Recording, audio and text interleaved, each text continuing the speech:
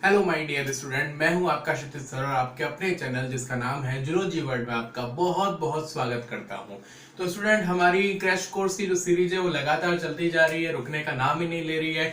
जैसे जैसे नीट का एग्जाम पास में आता जा रहा है, हम भी बहुत ज्यादा एक्टिव हो गए हैं और उसी कड़ी में उसी सीरीज में हम कुछ 12th के इंपॉर्टेंट टॉपिक्स पढ़ने जा रहे हैं। 12th बायोलॉजी के, 12th जूलॉजी के इंपॉर्टेंट टॉपिक्स को 1 by 1 जो है पर डे उसको मैं वीडियो लेक्चर जो है अपलोड करता जा रहा हूं।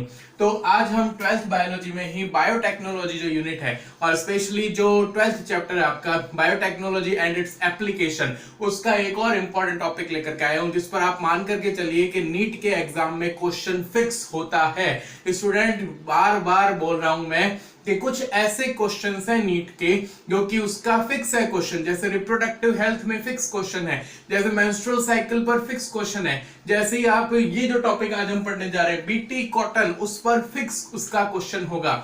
चलिए आइए, हम टाइम ज्यादा वेस्ट नहीं करते हैं, अब हम स्टार्ट करते हैं बीटी कॉटन। जब आप 12th चैप्टर पढ़ेंगे 12th बायोलॉजी में तो आप देखेंगे कि बायोटेक्नोलॉजी की एप्लीकेशंस के बारे में वो बताता है। और आपको पता हो स्टूडेंट, तो बायोटेक्नोलॉजी की बहुत से जो फील्ड्स है उसमें एप्लीकेशंस है। जैसे कि सबसे पहले आप उसमें जीएमओस, जीएम प्लांट्स पढ़ेंगे, ऐसे ही एग्रीकल्चर में एप्लीकेशन पढ़ेंगे। देन आप उसमें पढ़ेंगे कि जो मेडिकल साइंस उसमें क्या एप्लीकेशन हो सकती है, डायग्नोस्टिक फील्ड में क्या एप्लीकेशन हो सकती है, डिफरेंट हम एप्लीकेशंस पढ़ते हैं। और उसी में हम एक चैप्टर, एक टॉपिक पढ़ते हैं बीटी कॉटन। और ये जो बीटी कॉटन होता है उसका एप्लीकेशन आपको मिलेगा स्टूडेंट, वो मिलेगा एग्रीकल्चर में, कृषि के क्षेत्र में जो बीटी कॉटन है उसका बहुत ज्यादा इंपॉर्टेंट योगदान है।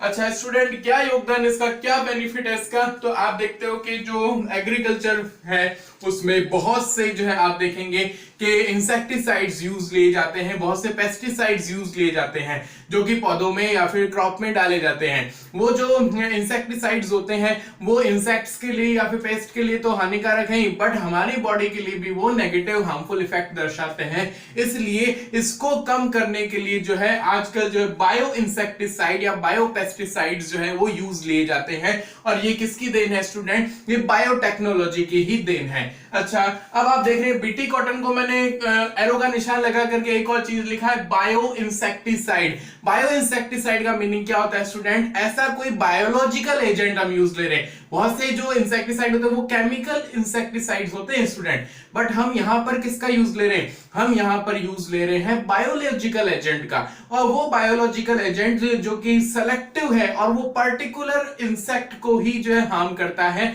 वो किसी हायर स्पीसीज को या ह्यूमन बीइंग को जो है वो डिस्ट्रॉय नहीं कर सकता, उसको जो है नुकसान नहीं पहुंचा सकता, उसकी बॉडी में कोई डैमेज नहीं कर सकता है। उनको हम क्या बोलते हैं स्टूडेंट, उनको हम बोलते हैं बायो इंसेक्टिसाइड्स। अच्छा, अब हमने यहां पर लिखा है कि जो बीटी कॉटन है उसका एप्लीकेशन कहां है, application of biotechnology in agriculture. BT cotton को किसमें इंक्लूड किया जाता है, application of biotechnology in agriculture, कृषि के क्षेत्र में। अच्छा, इसमें करते क्या है student, without use of chemical insecticides. बहुत इंपॉर्टेंट बात है, बीटी प्लांट्स जो भी डेवलप किए गए या फिर आप कह सकते हो जीएम प्लांट्स जो कि जेनेटिकली मॉडिफाइड प्लांट्स हैं, उनको जो डेवलप किया गया है उसका एक बहुत बड़ा फायदा है स्टूडेंट।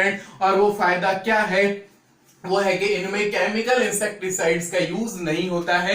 तो बहुत से आगे के कॉन्सिक्वेंसेस से हम मानव जाति को, मानव प्रजाति को बचा सकते हैं, जिसमें एक बहुत बड़ा कॉन्सिक्वेंस होता है कैंसर, ट्यूमर, तो उससे बचाया जा सकता है इसको। अच्छा, अब हम देखें अब तक साइंटिस्ट ने कौन कौन से जो है बीटी प्लांट्स डेवलप किए। हम वैसे बीटी कॉटन को ही डिटेल में पढ़ते हैं, बट और भी प्लांट्स को जो है वो डेवलप कर लिया गया है। जैसे बीटी कॉटन तो है ही हमारा, प्लस बीटी राइस को डेवलप किया गया है, बीटी मक्का, बीटी कॉर्न जिसको हम बोलते हैं उसे डेवलप किया गया है, बीटी सोयाबीन भी आ चुकी है क्रॉप, बीटी टोमेटो और बीटी पोटैटो को भी अब तक जो है वो डेवलप कर लिया गया है साइंटिस्ट के थ्रू।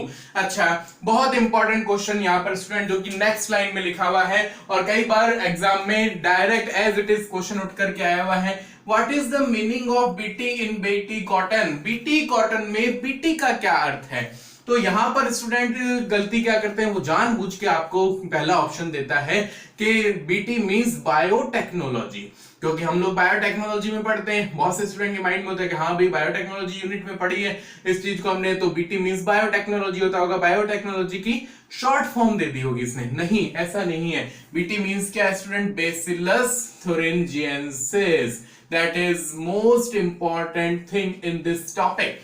बेटी मीन्स बेसिलस thuringiensis, और बेसिलस thuringiensis क्या है स्टूडेंट, ये एक बैक्टीरिया होता है। तो बेसिलस thuringiensis एक बैक्टीरिया है और उसी के थ्रू जो है बीटी कॉटन को डेवलप किया है।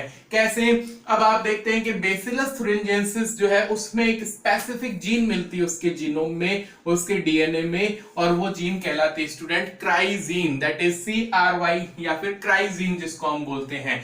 ये क्राइजीन जो है वो किसमें हेल्प करती है, जब बैक्टीरिया की डिफरेंट ग्रोइंग फेज होती है, अलग अलग फेजेस होती हैं बैक्टीरिया के भी, तो बैक्टीरिया की जो डिफरेंट ग्रोइंग फेज होती है उसमें ये स्पेसिफिक टॉक्सिक सब्सटेंस बनाती है।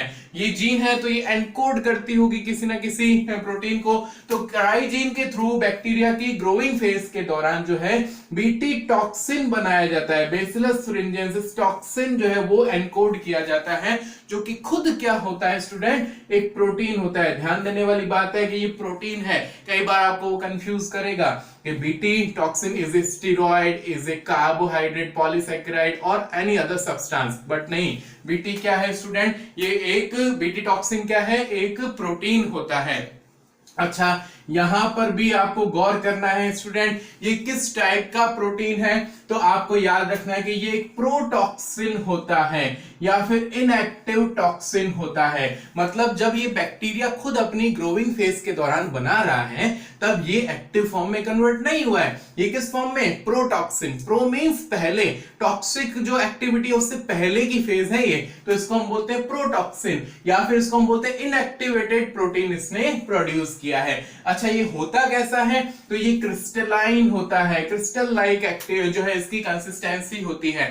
प्लस बैक्टीरिया कुछ टाइप के टॉक्सिन्स प्रोड्यूस करते हैं डियर स्टूडेंट्स, या तो वो एंडोटॉक्सिन्स होते हैं जो कि अंदर बनते हैं, और या फिर एक्सोटॉक्सिन्स होते हैं जो कि बैक्टीरियल सेल बाहर जो है वो सिक्रीट कर देती है।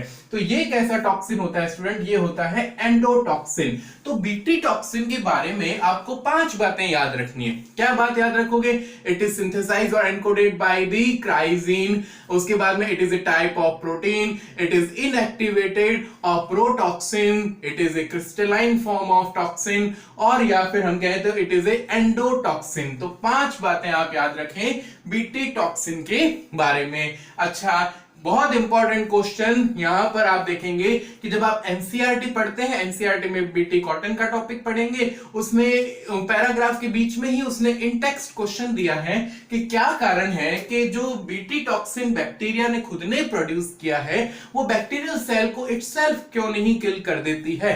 तो इसका रीजन जो है आपको यहां पर क्लियर हो चुका है स्टूडेंट, क्योंकि बैक्टीरिया ने जो बीटी टॉक्सिन बनाया है वो अभी प्रोटॉक्सिन के फॉर्म में है, अभी वो इनएक्टिव फॉर्म में है, और इनएक्टिव होने की वजह से उसकी एक्टिविटी टॉक्सिक लाइक सब्सटेंस की नहीं है, इसलिए वो किसको किल नहीं कर सकता, बैक्टीरियल सेल को किल नहीं कर सकता। तो देख लीजिए हमने यहां पर आंसर लिख दिया है, it does not kill the bacteria itself because it is synthesised as inactive form और एज प्रोटॉक्सिन। तो ये प्रोटॉक्सिन के फॉर्म में सिंथेसाइज होता है या फिर प्रोड्यूस होता है। तो ये बहुत इंपॉर्टेंट बात है जो कि मैंने आपसे डिस्कस की है। अच्छा, बेसिलस thuringiensis के पास में जो क्राइजीन है स्टूडेंट, वो अलग अलग टाइप की हो सकती हैं, और ये अलग अलग टाइप की कौन सी होती हैं आपको दिखाई दे रही है। एक होती है जिसे हम बोलते हैं क्राई 1AC या फिर क्राई 2AB।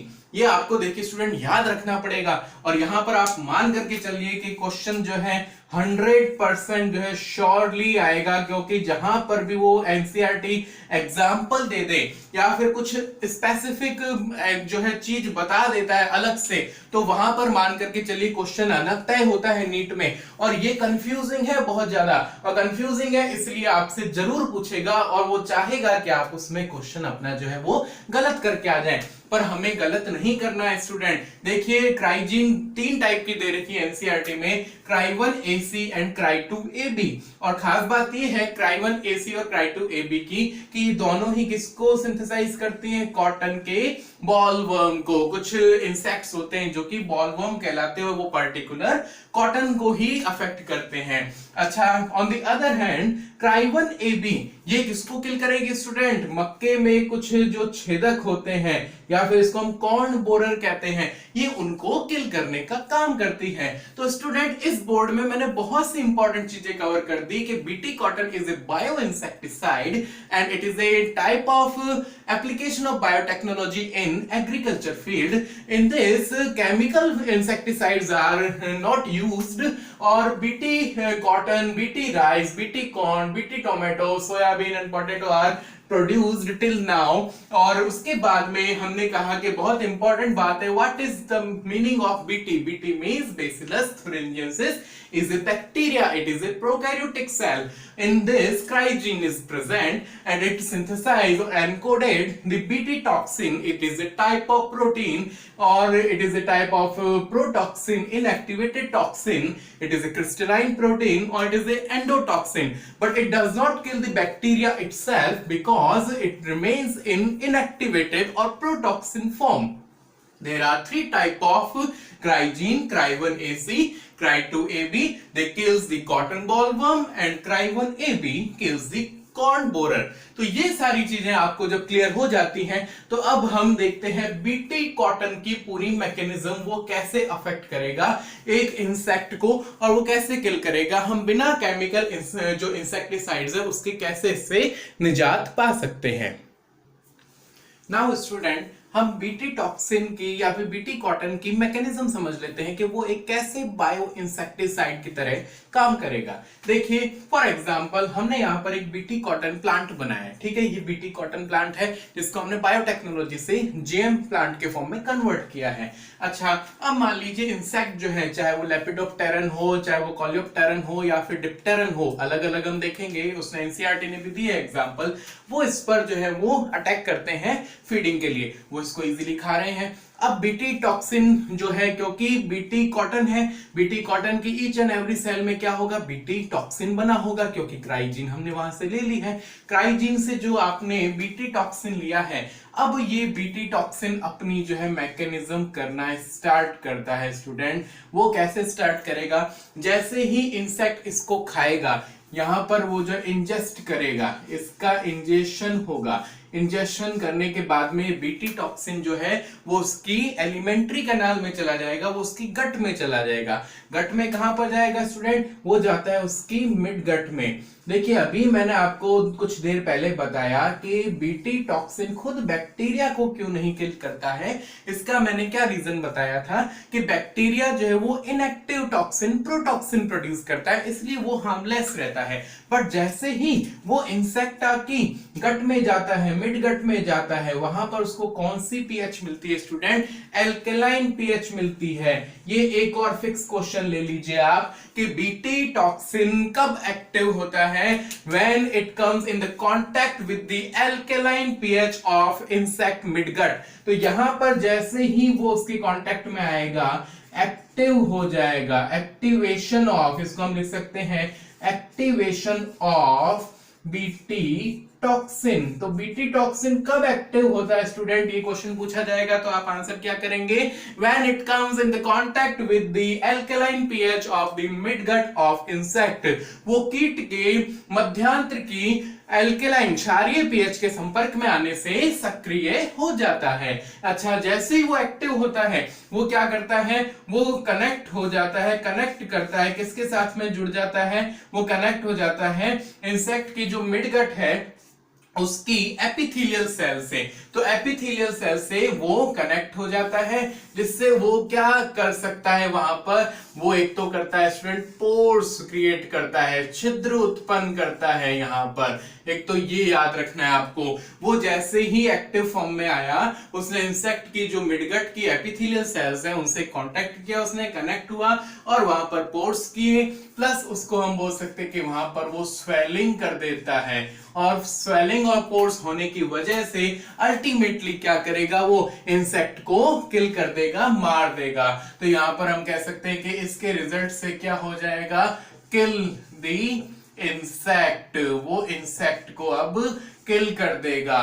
तो बहुत इंपॉर्टेंट मैकेनिज्म है स्टूडेंट, इसको आपको मैंने समझाया कि आपने अगर बीटी कॉटन प्लांट तैयार कर लिया और अब इस पर जो है वो पैरासाइट्स आते हैं और वो इसके प्लांट को खाना स्टार्ट करते हैं, इंजेक्शन करते हैं। अभी तक बीटी टॉक्सिन जो है वो इनएक्टिव फॉर्म में था, पर जैसे ही इंसेक्ट की मिडगट में वो जाता है बीटी टॉक्सिन, वो किसके साथ कांटेक्ट में आता है, एल्केलाइन पीएच के कांटेक्ट में आता है। और एल्केलाइन पीएच क्या करता है, एक्टिवेट कर देता है उस इनएक्टिवेटेड प्रोटॉक्सिन या फिर बीटी टॉक्सिन को। ये बीटी टॉक्सिन एक्टिवेट होने के बाद में किसके साथ में जुड़ जाता है, इंसेक्ट की जो मिडगट है उसकी एपिथेलियल सेल के साथ में जुड़ जाता है और एपिथेलियल सेल्स में पोर्स क्रिएट करता है, छिद्र उत्पन्न करता है, प्लस वहां पर स्वेलिंग कर देता है, उनमें जो है वो सूज जाती हैं, उसमें इन्फ्लामेशन हो जाता है और वहां से फ्लूइड डिस्चार्ज होने लगता है, पूरी एलिमेंट्री कैनाल जो है उनकी डिस्ट्रॉय हो जाती है और अल्टीमेटली जो इंसेक्ट वो किल हो जाता है। इस प्रकार से जो है बीटी टॉक्सिन जो है वो अपनी मैकेनिज्म शो करता है। अच्छा, ये पूरी मैकेनिज्म बताई, इसी पर ही क्वेश्चन आता है स्टूडेंट। जहां जहां पर क्वेश्चन आता है, एक तो क्राई1 AC, क्राई2 AB जीन पर आएगा, प्लस आपसे पूछा जाएगा बीटी का मीनिंग क्या है। थर्ड आपसे पूछा जा सकता है कि कब वो एक्टिव फॉर्म में कन्वर्ट होता है, तो वो एल्केलाइन पीएच पर एक्टिव फॉर्म में कन्वर्ट होता है। दूसरा आपसे पूछा जाएगा कि वो बैक्टीरिया को इटसेल्फ को क्यों नहीं किल करता है, तो वो भी मैंने बता दिया, क्योंकि वो इनएक्टिव फॉर्म में होता है। अब मैं आपको और बता दूं कि कौन कौन से ऐसे जीनस हैं या फिर इसको हम बोल सकते हैं कि गण है जहां पर वो जो है उनको अफेक्ट करता है बीटी टॉक्सिन। आर्थ्रोपोडा के कौन कौन से जीनस को वो अफेक्ट करेगा। तो एनसीईआरटी ने 3 दे रखे हैं, आइए हम देख लेते हैं। तो आइए स्टूडेंट हम देखें, तो 3 उसने जेनेरा दिए हैं कौन कौन से आर्थ्रोपोडा को अफेक्ट कर सकता है BT toxin. That is lepidopteran, जिसमें टोबैको बर्डवर्म आ जाएगा, आर्मी वर्म आ जाएगा, या आपको डायरेक्ट रटने पड़ेंगे स्टूडेंट, इसमें मैं आपकी कोई मदद नहीं कर सकता। डिप्टेरन्स आ जाएंगे, डिप्टेरा मतलब जिसमें मॉस्किटो या फिर हाउस फ्लाई आती है, उड़ने वाले आर्थ्रोपोडा आते हैं जैसे फ्लाइज और मॉस्किटोज आ जाएंगे, और कोलियोप्टेरन जिसमें बीटल्स, जिसको हम भृंग बोलते हैं हिंदी में, वो आ जाएंगे। तो ये स्टूडेंट हमारा इंपॉर्टेंट टॉपिक जो है एक और कवर होता है, that is BT toxin, BT cotton. उम्मीद करता हूं कि आपको अच्छे से ये क्लास समझ में आई होगी, और प्लीज प्लीज प्लीज मेरे चैनल को सब्सक्राइब करें, वीडियोस को लाइक करें और शेयर करें। हम इसी प्रकार से आगे आप लोगों के लिए इंपॉर्टेंट कंटेंट जो है नीट से रिलेटेड वो लाते रहेंगे। Thank you very much.